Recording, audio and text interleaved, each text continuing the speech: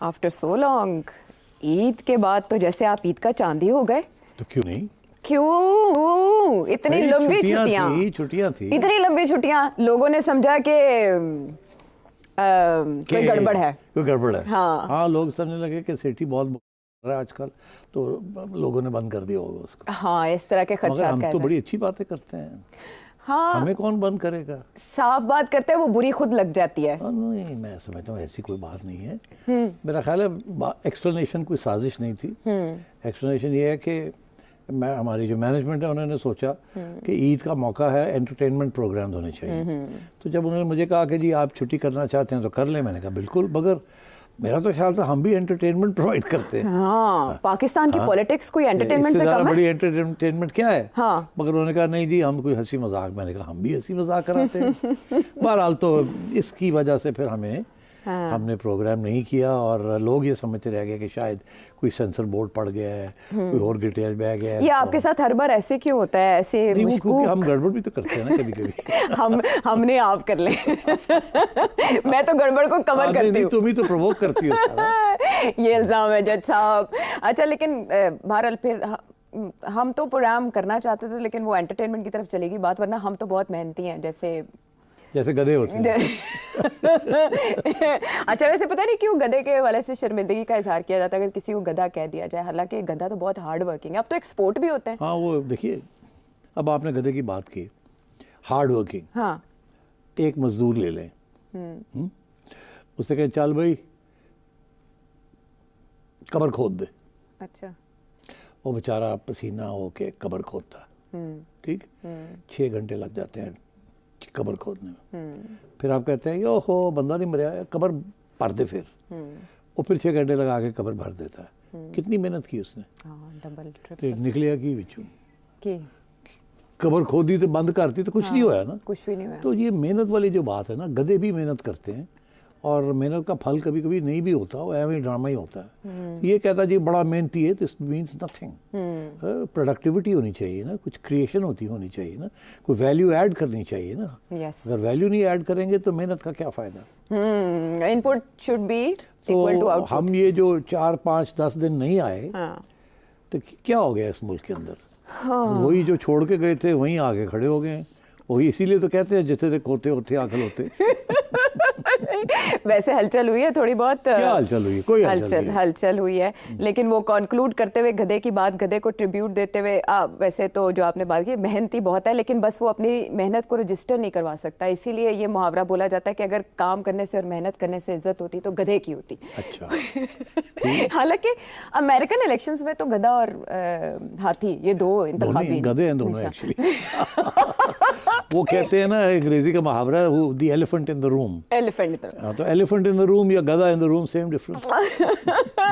सेठी साहब ने ना एक तीर से बहुत से शिकार कर लिए। एलिफेंट इन द रूम की भी आज के शो में बात होनी है। वही तो जो है, एलिफेंट इन द रूम की तो बात नहीं हो सकती। नहीं हो सकती, लेकिन आपको कोई रोक सकता है?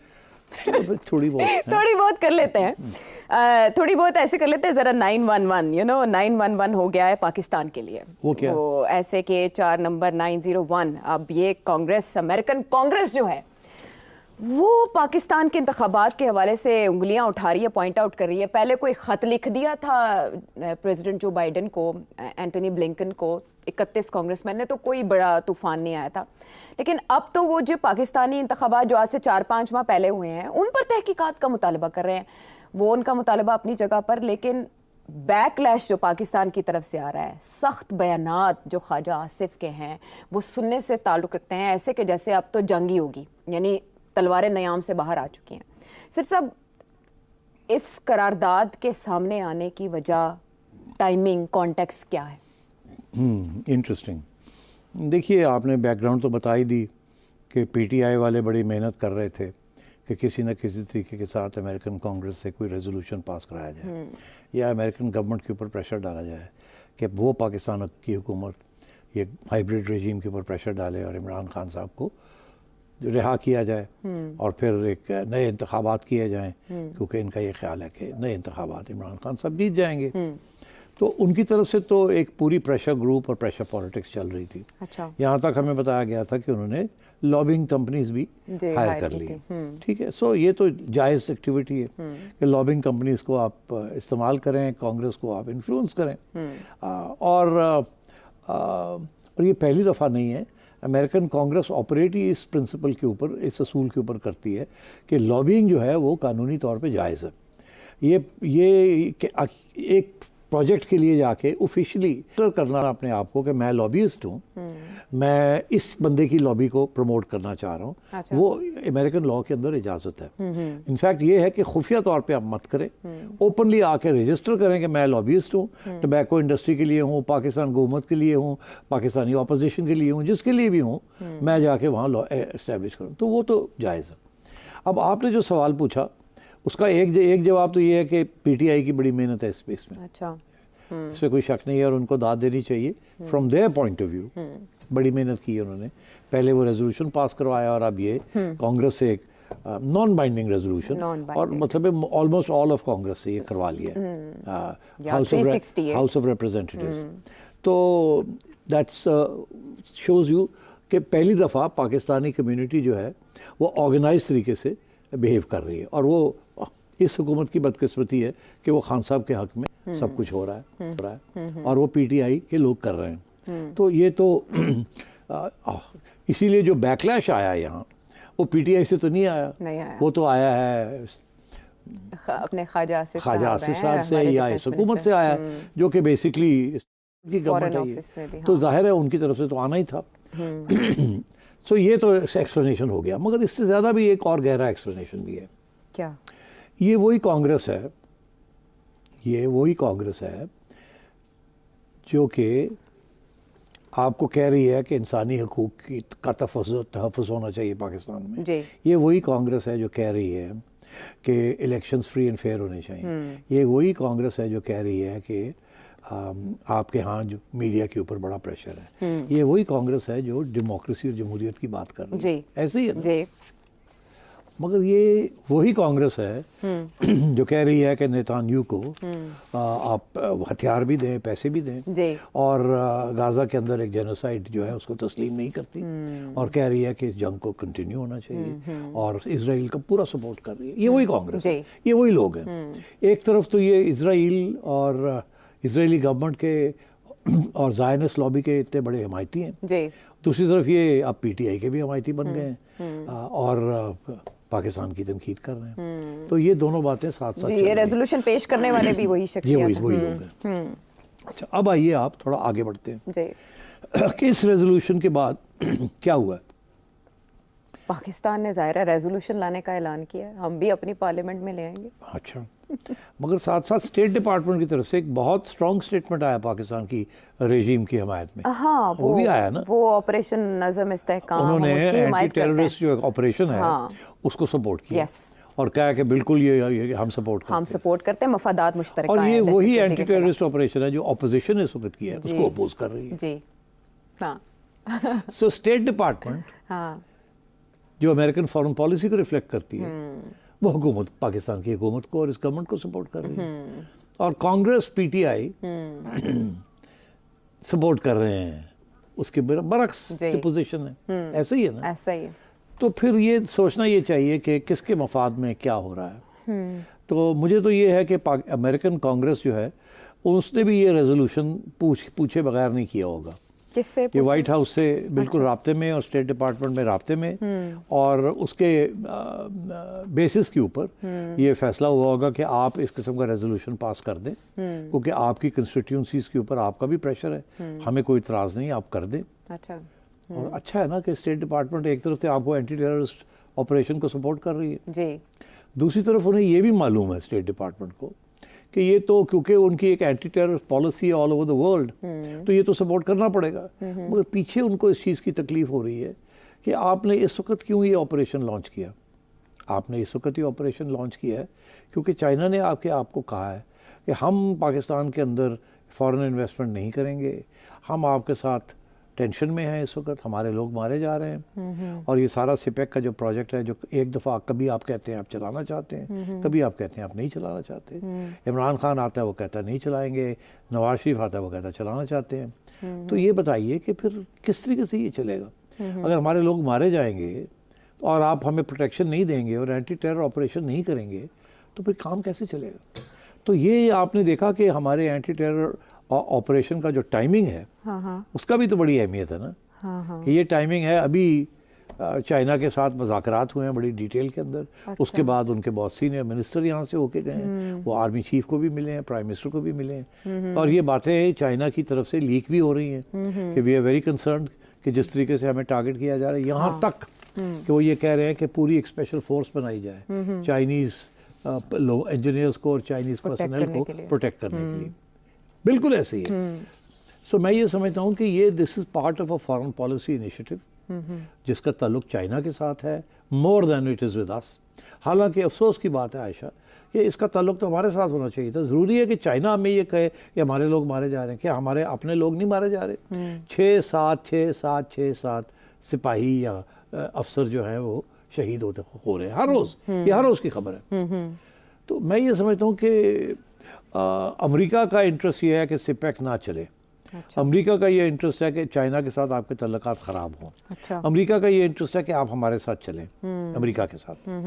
ठीक है, यूक्रेन के अंदर अमेरिका को सपोर्ट करें, यूएस चाइना का जो ब्लॉक है उसको मत सपोर्ट करें। इसी तरीके के साथ अमेरिका का ये इंटरेस्ट है कि आप इंडिया के साथ कश्मीर को भूल जाएं और मुकमगा करें। अच्छा, ठीक।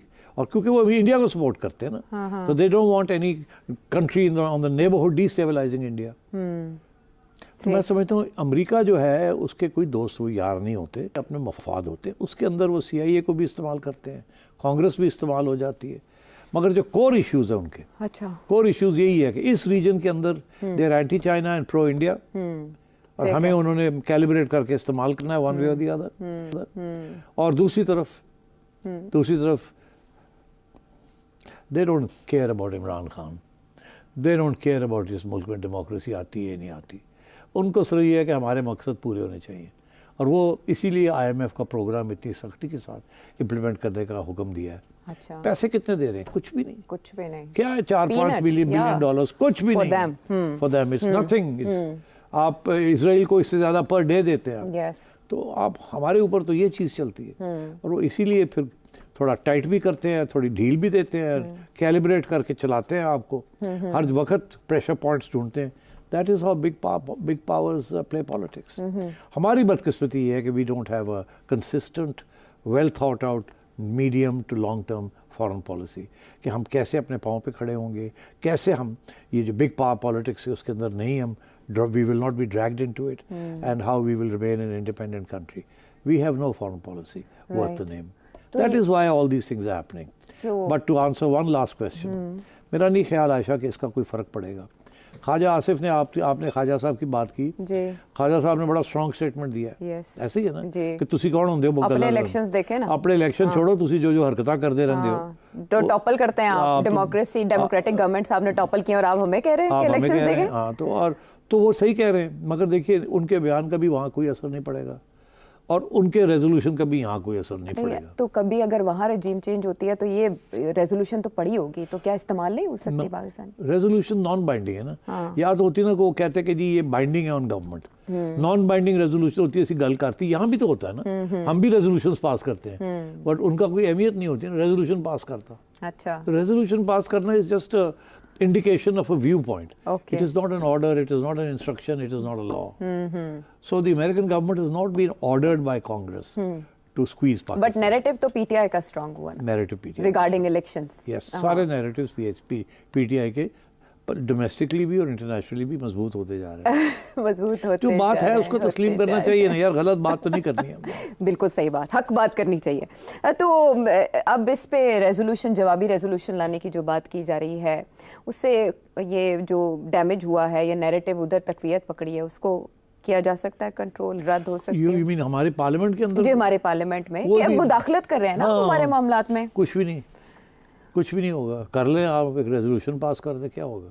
जैसे मैं कह रहा हूँ उनने रेजोल्यूशन पास किया कोई फर्क नहीं पड़ा, इनका रेजोल्यूशन तो उसकी भी ज़्यादा कम अहमियत।